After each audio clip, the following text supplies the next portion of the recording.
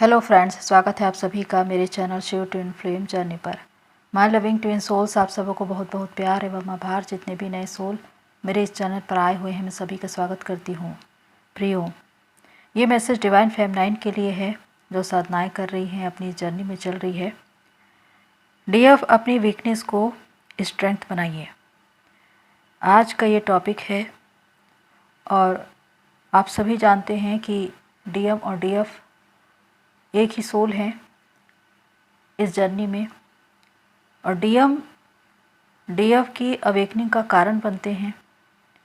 विशेषकर runner chaser के game में जब डीएफ को ट्रिगर करते हैं, हर्ट करते हैं, तो डीएफ को बिल्कुल भी ये मालूम नहीं होता कि ये इस प्रकार की जर्नी है जिसमें डीएम उनका अदर हाफ है जो उनको ट्रिगर कर रहा है इस जर्नी में आगे बढ़ाने के लिए, अवेकनिंग के लिए।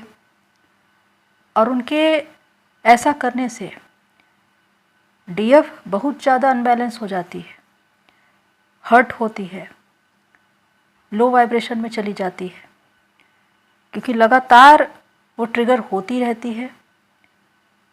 उसे कुछ भी समझ में नहीं आता कि आखिर उनके साथ क्या हो रहा है। पर कुछ समय के बाद ये पता चलता है कि ये इस प्रकार की जर्नी है, ये ट्विन फ्लेम जर्नी है जिसमें सामने वाला उनका डीएम है, उनका ही सोल है। डीएम और डीएफ एक दूसरे के पूरक होते हैं और दोनों में ही कमियां भी होती है और विशेषताएं भी होती है, लेकिन एक की स्ट्रेंथ दूसरे की वीकनेस होती है और दोनों जब आमने सामने आते हैं तो उन्हीं कमियों को पूरा करते हैं जिससे वो कंप्लीट हो जाते हैं। प्रियो, आप ये जानते हैं कि डीएम और डीएफ एक दूसरे के पूरक होते हैं और जब भी ये एक दूसरे के सामने आते हैं तो एक दूसरे की कमियों को ट्रिगर करते हैं। अब यहाँ पर डीएम का डीएफ को ट्रिगर करना डीएफ को बिल्कुल भी पसंद नहीं आता। डीएम लगातार डीएफ को हर्ट कर रहे हैं, थर्ड पार्टी में भाग रहे हैं, डीएफ को इग्नोर कर रहे हैं, यहाँ तक कि वो किसी और से मैरिज भी कर लेते हैं। लेकिन इन सब बातों में सच्चाई ये है कि इसके द्वारा डीएफ की ही अवेकनिंग होनी है और ये बात डीएफ को बाद में पता चलती है। लेकिन ऐसी कौन कौन सी कमियां हैं जहाँ पर डीएफ को काम करने की ज़रूरत होती है? डीएम किन बातों पर ट्रिगर करते हैं?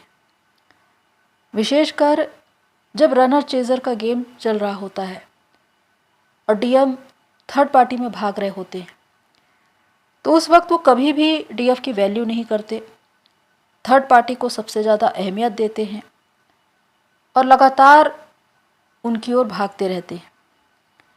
ऐसे में डीएफ के अंदर फियर, जेलसी, एंगर, ये सारी लो वाइब्रेशन की एनर्जी आती है। ये तमाम अशुद्धियां हैं जिस पर काम करके ही आपको बेस्ट वर्जन बनना है। लेकिन ये होगा कैसे? क्योंकि प्रारंभ में तो आपको समझ में ही नहीं आता कि डीएम आपको ट्रिगर क्यों कर रहे हैं और डीएफ के जो भी भाव हैं, चाहे वो एंगर में हो, जेलसी में हो, फियर में हो, वो बातें डीएफ को कभी भी दिखाई नहीं देती। वो लगातार बाहर की ओर देखती रहती है, डीएम की ओर, कि डीएम रन कर रहे हैं, थर्ड पार्टी में भाग रहे हैं और इसी वजह से उनका बहुत सा टाइम वेस्ट हो जाता है। अगर हम बात करें फियर की, यानी कि डर, भय, जो कि सबसे ज़्यादा लो वाइब्रेशन की एनर्जी है, जो दिखाई तो नहीं देता लेकिन उसके बाद भी उसका वजूद है और इंसान अनजाने भय में भी डरता है। भय कई तरीके के होते हैं, लेकिन इस ट्विन फ्लेम जर्नी में जो डीएफ के अंदर भय होता है, जो फियर होता है, वो होता है डीएम को खो देने का। जब डीएम थर्ड पार्टी में भाग रहे होते हैं तो डीएफ को यही फियर होता है कि वो हमें हमेशा के लिए छोड़कर चले ना जाए। और इसी वजह से डीएफ चेजिंग में रहती है। वो लगातार डीएम को समझाने की कोशिश करती है ताकि वो थर्ड पार्टी में ना भागे, लेकिन उस वक्त डीएम का माइंड इस तरह का होता है कि वो लगातार थर्ड पार्टी में भाग रहे होते हैं और डीएफ की अहमियत बिल्कुल नहीं करते। एक बार एक डीएफ मेरे पास आई थी काउंसलिंग में और उन्होंने ये बताया कि उनके डीएम की शादी होने वाली है। उस वक्त वो फूट फूट कर रोने लगी। मैंने कहा कि इसमें आपको रोने की क्या ज़रूरत है, डीएम की शादी हो रही है तो होने दो, उनका कर्मा अकाउंट होगा, उनको भी कोई लेसन लर्न करने होंगे। पर डीएफ बहुत ज़्यादा दुखी थी और सबसे ज़्यादा उनके अंदर एक भय था कि मेरा डीएम अब मुझे छोड़कर चला जाएगा। उन्होंने ये भी कहा कि मैंने एक एस्ट्रोलॉजर से दिखवाया है और उन्होंने कहा कि मेरे डीएम की शादी नहीं होगी। मैंने कहा कि उनकी शादी होगी, क्योंकि मुझे मालूम है कि जब आप फियर में होते हैं, डर में होते हैं, तो आप उसे रोकने की कोशिश करते हैं। आप उस डर से आगे निकलने की कोशिश नहीं करते। आप ये सोचते हैं कि वो बातें वहीं पर ठीक हो जाए, लेकिन जीत कहाँ पर है? डर के आगे जीत है। जब आप उन बातों से होकर गुजर जाते हैं, कभी भी उन बातों को रोकने की कोशिश न करें, क्योंकि जब आप उन्हें रोकने की कोशिश कर रहे हैं तो उतना ही ज़्यादा भय में जी रहे हैं। आपका एक एक पल, एक एक क्षण और भी ज़्यादा डरावना होता जा रहा है। आप चिंता में हैं, आप लगातार ओवर थिंकिंग कर रहे हैं कि ऐसा होगा, वैसा होगा। तमाम बातें आपने अपनी ही दिमाग में सोच ली है और इसकी वजह से आप न तो खुद पर ध्यान दे पाते हैं और न ही अपने काम पर। इसी ओवर थिंकिंग की वजह से आपकी एनर्जी सबसे ज़्यादा वेस्ट होती है। लेकिन जब आप उस डर से निकल जाते हैं, यानी कि जब डीएम की शादी हो जाती है, तब आप उन परिस्थितियों को, उन बातों को स्वीकार कर लेते हैं। तो यही हुआ, उस डीएम की शादी हो गई और कुछ समय के बाद जब उस डीएफ से बातें हुई तो बिल्कुल शांत थी, बिल्कुल बैलेंस, क्योंकि एक तूफान से होकर वो गुजर चुकी थी। उसने स्वीकार कर लिया था कि ये परिस्थिति मेरे लिए है, मैं इसे बदल नहीं सकती, मैं इन परिस्थितियों के अनुसार ही चलूंगी। जब आप उन परिस्थितियों को बदलने की कोशिश करते हैं, तब अपने अंदर एक लड़ाई लड़ते हैं, अपनी जिद की लड़ाई, और उसी में सबसे ज़्यादा परेशान होते हैं।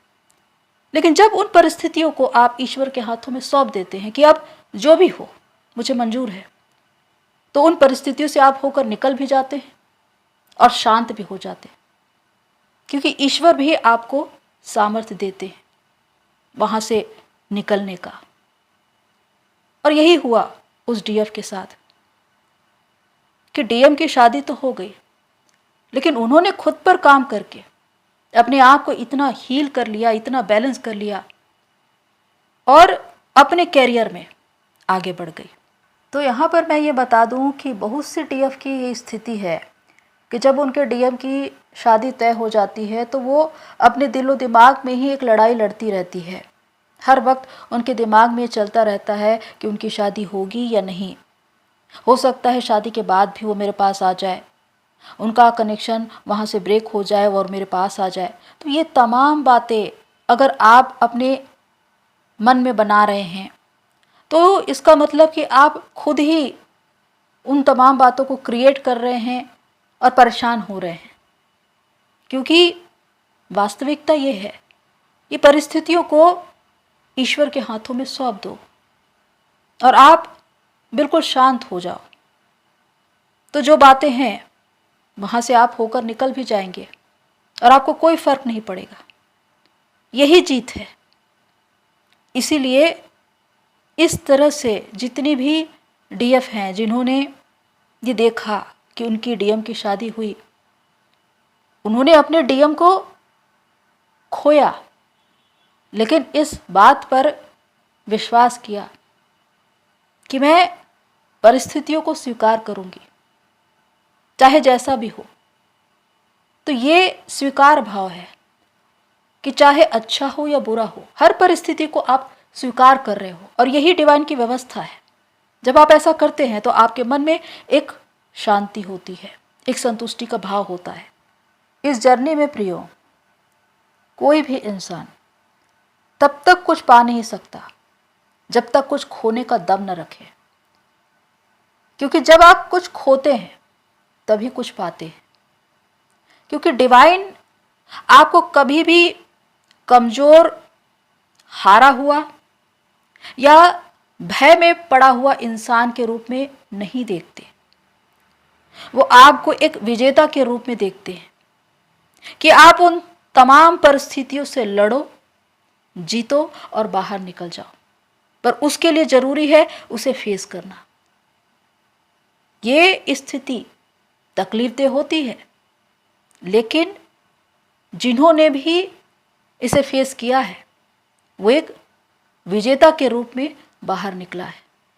उसी ने अपने आप को हील किया है, बैलेंस किया है, कंप्लीट किया है, कहीं ना कहीं किसी न किसी क्षेत्र में अपना एक मुकाम बनाए। दूसरी बात कि जब आपके डीएम थर्ड पार्टी में भाग रहे हों और उस वक्त जब उनकी शादी भी हो चुकी हो, तो वो अपनी गर्लफ्रेंड या वाइफ के साथ अपनी फ़ोटो, डीपी, स्टेटस जब डालते हैं तो इसे देखकर सबसे ज़्यादा डीएफ परेशान होती है, और उनके भीतर जो भाव उत्पन्न होते हैं वो है क्रोध और ईर्ष्या। और यही वो भाव है जो इंसान को सबसे ज़्यादा जलाते हैं, क्योंकि ये सबसे ज़्यादा लो वाइब्रेशन की एनर्जी है। डीएम का ऐसा करना क्या मैसेज देता है? क्या सचमुच वो बहुत खुश हैं जैसा वो दिखाते हैं या दावा करते हैं, या डीएफ का एक भ्रम है? यहाँ पर वास्तविकता कुछ और है। बहुत सी डीएफ ये कहती है कि हमारे डीएम थर्ड पार्टी में बहुत खुश हैं। ऐसा उन्हें इसलिए दिखाई देता है क्योंकि वो उन्हें चेस करती है। अगर आप उन्हें चेस करे ही ना, आपको मालूम ही ना हो कि उनकी ज़िंदगी में क्या हो रहा है, तो आपको दर्द होगा ही नहीं, आपको परेशानी होगी ही नहीं। आप उन बातों को देखते हैं, इसलिए आपको तकलीफ होती है। इसीलिए उनको फॉलो करना छोड़ दो, मूव ऑन करो। वो जहां जाए, जिनके साथ जाए, कुछ भी करे, आपको उनसे कोई फर्क नहीं पड़ता। इस भाव के साथ रहिए। आप सिर्फ अपने आप पर फोकस करिए।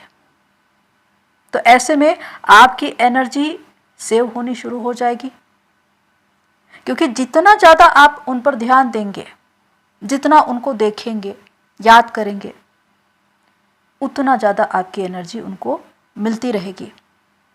अब वो लगातार थर्ड पार्टी में खुश रहने का दिखावा करते रहेंगे, पर वास्तव में सच्चाई ये है कि डीएम थर्ड पार्टी में चले तो जाते हैं, कार्मिक सिचुएशन में भी फंस जाते हैं, लेकिन कहीं ना कहीं वो संघर्ष करते रहते हैं। पर अपने इस दर्द को कभी भी वो दिखाने का कोशिश नहीं करते। उस दर्द में भी वो यही बताने की कोशिश करते हैं कि मैं खुश हूं। ये उनकी एक खूबी है, और इस बात को डीएफ समझ नहीं पाती। उनको हमेशा ये लगता है कि वो थर्ड पार्टी में खुश है, क्योंकि डीएम की जो आंतरिक खुशी है वो डीएफ के साथ है। उनको जो मेंटल पीस मिलती है वो भी डीएफ से साथ ही मिलती है। लेकिन डीएम अगर किसी कार्मिक कनेक्शन में चले गए तो वहां फंस जाते हैं। अब वहां से वो निकल नहीं पा रहे हैं। दूसरी ओर डीएफ भी उनको नहीं मिल रही है, तो वो यही दिखाने की कोशिश करते हैं कि मैं वहाँ खुश हूँ। तो आप इस भाव के साथ अपनी ओर मुड़ जाते हैं कि अब मुझे खुद पर फोकस करना है और अपने जीवन में आगे बढ़ना है। तो आप इतने बैलेंस हो जाते हैं, इतने न्यूट्रल हो जाते हैं कि बाद में जब आपके डीएम अपनी फैमिली के साथ दिखाई भी दे, चाहे उनकी वाइफ हो, उनकी गर्लफ्रेंड हो या कोई भी, तो भी आपको फर्क नहीं पड़ता, आपको दर्द होता ही नहीं, आप ट्रिगर होते ही नहीं। और इसी बात को हम कहते हैं कि आपने खुद को हील कर लिया है। आप बिल्कुल न्यूट्रल रहते हैं, ना आपको खुशी हो रही है ना आपको दुख हो रहा है। तो ये आपकी साधना का परिणाम है कि जब आप अपने आप को हील कर चुके हो तो आपको कोई दर्द नहीं होगा, नो पेन। अगर आपने अपने आप को बैलेंस कर लिया है तो आप बिल्कुल न्यूट्रल रहोगे, समभाव हर परिस्थिति में। खुशी में ना तो ज़्यादा खुश होंगे और दुख में ना तो आप दुखी होंगे। ये बात ये दर्शाता है कि आपने अपने आप को बैलेंस रखा है। तो प्रियो, इस बात पर गौर कीजिए कि डीएम जब आपको ट्रिगर करते हैं तो ऐसी कौन कौन सी वीकनेस है, कौन कौन सी ऐसी कमजोरियां हैं जो बाहर दिखाई देती है। कि आपको एंगर आता है, जेलसी होती है, फियर होता है। अगर ये सारी बातें हैं, इसका मतलब कि वो आपकी कमजोरी पर ट्रिगर कर रहा है। वो ये मैसेज दे रहा है कि इसे आपको क्लियर करने की ज़रूरत है। वो आपको ट्रिगर करके अपना काम कर चुका होता है, लेकिन अब आपको खुद पर काम करना होता है। लेकिन वो तब होगा जब आपको अपनी ये सारी कमियां दिखाई देंगी और आप ये निर्णय करेंगे कि मुझे इन तमाम बातों को दूर करना है, क्लियर करना है, मुझे बेस्ट वर्जन बनना है। तभी आप अपने आप को बदल पाते हो। वरना अगर बाहर की ओर देखते रहे तो आप हमेशा सामने वाले को ब्लेम करते रहोगे, जज करते रहोगे और एक क्षमाहीनता की भावना में जीते रहोगे कि उसने मुझे धोखा दिया, उसने मेरे साथ ऐसा किया, उसने मेरे साथ वैसा किया। लेकिन इस ट्विन फ्लेम जर्नी की सच्चाई ये है कि आपका डीएम, आपका ट्विन आपको हर्ट करे, आपको ट्रिगर करे, इसके द्वारा वो आपकी अवेकनिंग करवाने ही आता है। आपको इस जर्नी में आगे बढ़ाने के लिए ही आता है, आपको आपके उद्देश्य से जोड़ने के लिए आता है। क्योंकि जो काम वो कर जाता है वो आप भी नहीं कर सकते थे। इसीलिए आपका ट्विन, आपका अदर हाफ आपके लिए इम्पोर्टेंट है, वो आपकी सोल का एक हिस्सा है। सबसे इम्पोर्टेंट बात कि ये जर्नी विश्वास की जर्नी है और आप उस विश्वास पर चल पाते हैं या नहीं। क्योंकि आपका डीएम आपसे सेपरेट है, कितने वर्षों तक आप मिले नहीं, उनकी शादी हो गई या वो कहीं और चले गए, अब आपको पता नहीं। लेकिन यहाँ पर भी डिवाइन आपको एक ही मैसेज देते हैं कि क्या तुमको विश्वास है कि वो अब भी तुम्हारा है। अगर आपने इस विश्वास को थामा हुआ है तो निश्चित ही एक बार फिर से आपका रियूनियन का योग बनता है। आपका विश्वास ही उसे वापस लौटा कर लाता है, क्योंकि आप उन बातों को देख नहीं पा रहे जो अदृश्य हैं, जो विश्वास के आधार पे चल रही है। हमें वही चीजें दिखाई देती है जो शारीरिक हैं, जो 3D की है, पर यह जर्नी 5D और 5D से भी ऊपर की है।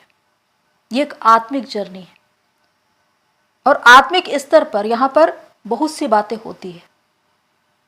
तो इसीलिए फेथ रखिए कि जो आपका है वो हमेशा आपका ही रहेगा और वो आपको हमेशा के लिए दिया गया है। अगर ये विश्वास है तो उसे खोने का भी दम रखो, क्योंकि अगर वो खो भी गया तो भी कोई फर्क नहीं पड़ता, क्योंकि आत्मा के बंधन में आप दोनों हमेशा बंधे हुए हैं। और यही डोर उनको फिर से वापस आपके पास ले आता है। ब्रह्मांड उन्हें एक बार फिर से आपसे मिलवाते हैं। ये होता है जब आप खुद पर काम करते हैं, खुद को हील करते हैं, बैलेंस करते हैं, कंप्लीट करते हैं। जब आप ये जान जाते हैं कि मेरा डीएम बाहर नहीं, मेरे ही अंदर है, वो मुझ में ही है, मैं कंप्लीट हूँ। तो प्रियो, इस बात पर गौर करिए कि डीएम और डीएफ आपके ही भीतर है। ये दोनों ऊर्जाएं आपके ही भीतर काम कर रही है। एक इंसान में कमियां भी होती है और विशेषताएं भी, लेकिन अगर विशेषताओं को छोड़कर कमियों पर ध्यान दिया जाए, उसे स्वीकार किया जाए, उस पर काम किया जाए, तो वो श्रेष्ठ बन जाता है। यही ये जर्नी सिखाती है। और इसमें आपको अपनी वीकनेस को अपनी स्ट्रेंथ बनाना है, क्योंकि आपके डीएम आपकी स्ट्रेंथ को देखकर ही वापस आते हैं। जब आप वीकनेस में होंगे तब वो रन करेंगे, पर अगर आप अपनी स्ट्रेंथ में आ जाते हैं तो वो वापस लौट आते हैं। तो प्रियो, इस जर्नी को समझिए। ये आपके भीतर की एक ऐसी यात्रा है जिसमें आपको खुद ही चलना है और अपने भीतर होने वाली तमाम बातों को देखना है, समझना है, स्वीकार करना है और उस पर काम करना है। तभी आप भीतर से परिवर्तित हो पाएंगे और ऐसे परिवर्तित होंगे कि उस परिवर्तन को बाहर दुनिया या दुनिया के लोग देखेंगे और आपकी तारीफ करेंगे। तो प्रियो, होप सो जो भी बातें मैंने आपको बताई आपको हेल्प करे। आज के लिए इतना ही, फिर मिलते हैं नेक्स्ट वीडियो में। तब तक के लिए take care and God bless you all. मेरी सोल फैमिली, आप सभी की जर्नी पूरी होए।